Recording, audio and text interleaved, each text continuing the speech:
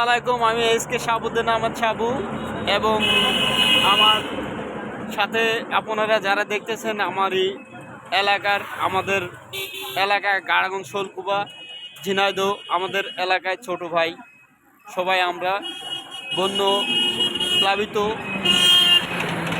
সবার জন্য আমরা অনুদান নিচ্ছি। আর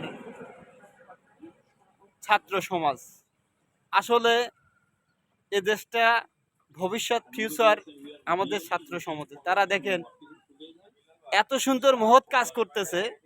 তো আমার সামনে দর্শন হলো, আমি দেখে খুবই ইমপ্রেস যে একটা দেশের স্টুডেন্ট অর্থাৎ ছাত্র যদি ভবিষ্যতের কিভাবে কর্ণধার হিসেবে কাজ করে।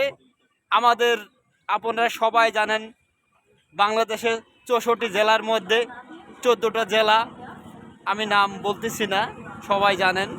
তো সবাই তারা যে আমাদেরই সন্তান, আমাদেরই ভাই, আমাদেরই, অর্থাৎ আমরা মুসলিম জাতি, মুসলমান সবাই ভাই ভাই।